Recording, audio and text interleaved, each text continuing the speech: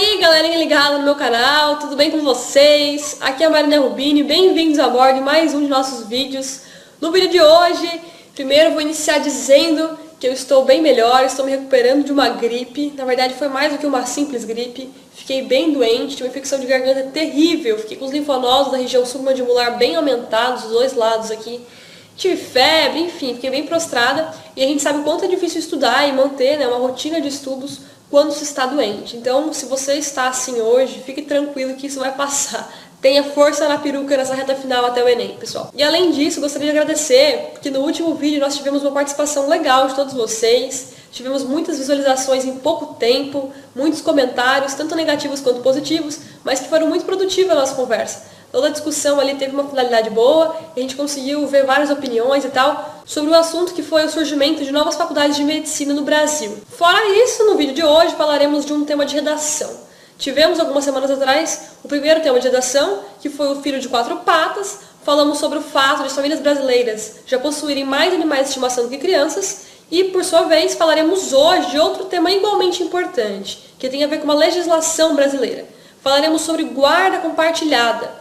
Em dezembro de 2014, a presidente do Brasil, Dilma Rousseff, sancionou essa lei, que tornou então obrigatório que quando casais se separem, a guarda passe a ficar não só com o pai nem só com a mãe, mas sim com ambos. Ambos têm o dever de, em comum acordo, decidir sobre a rotina e as atividades do filho. Em um tema como esse, vocês poderiam me perguntar: Marina, qual o posicionamento que eu tomo? Será que eu defendo a guarda compartilhada, já que ela é promissora, já que ela tem um grande objetivo de fazer com que os filhos convivam de maneira equilibrada com ambos os pais? Ou será que eu critico a guarda compartilhada? Afinal, a gente sabe que nem todo pai e toda mãe conseguem manter ali um bom relacionamento, porque às vezes tem algum confronto, algum tipo de situação mal resolvida no relacionamento amoroso deles, e acaba estendendo isso para a convivência com os filhos e não conseguem decidir de maneira harmoniosa as coisas. Bom, pessoal, exatamente, existem posições aí bem bipolares, né, de duas ordens bem diferentes, mas o que eu acredito que nesse tema eu tomaria uma posição na retaguarda, ficaria no intermediário mesmo.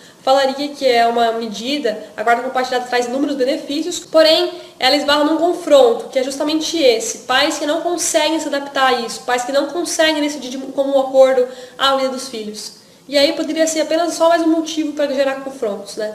De início, o sistema patriarcal esteve muito presente no Brasil. Dessa forma, a função de pai e de mãe estavam muito bem definidas. Ao pai cabia o sustento do lar, sair para trabalhar, trazer o dinheiro. Já a mãe ficava em casa para cuidar da alimentação dos filhos, da saúde, levá-los à escola e tudo mais. Com isso, a mãe naturalmente criou um vínculo afetivo maior do que os pais. E talvez a herança que nós carregamos hoje é justamente essa. A estatística diz: 95% das crianças ficam com a mãe quando os pais se separam.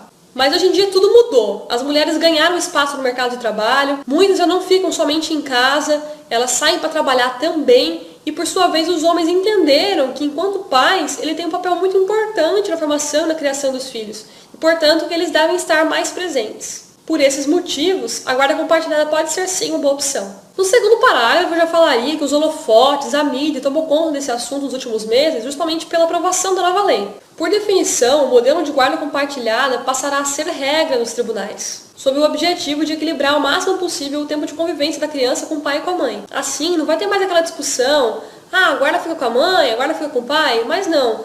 Ambos os pais vão ter participação ativa na vida dos filhos, decidindo então como vai ser a rotina deles, quais atividades eles vão fazer, como é que vai ser o dia a dia dessa criança. Mas é claro que toda essa situação só será possível porque o juiz pressupõe que pai e mãe têm a capacidade de decidir, de entrar em consenso. E se assim for, essa nova lei traria muitos benefícios. Agora, já no terceiro parágrafo, eu citaria quais são os benefícios que essa nova medida poderia trazer. Primeiro, eu diria que a criança vai se sentir mais acolhida e mais segura em relação aos pais, porque agora ela vai ter convívio com os dois.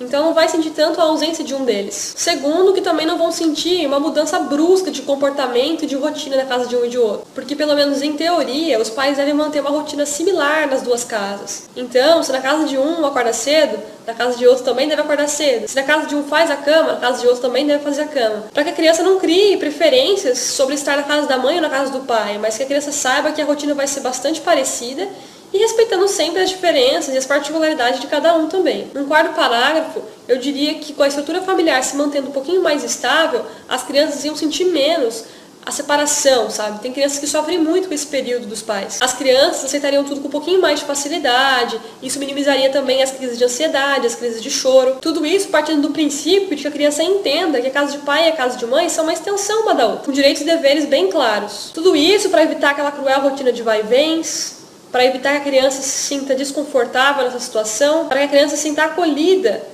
e ao mesmo tempo num ambiente pacífico, num ambiente que ela se sinta amada por todos que a cercam. E essa nova lei também, ela já veio no sentido de saber que os pais, os homens, estão mais preocupados em participar ativamente da rotina dos filhos, a conhecer um pouquinho mais a sua prole, a tomar conta disso.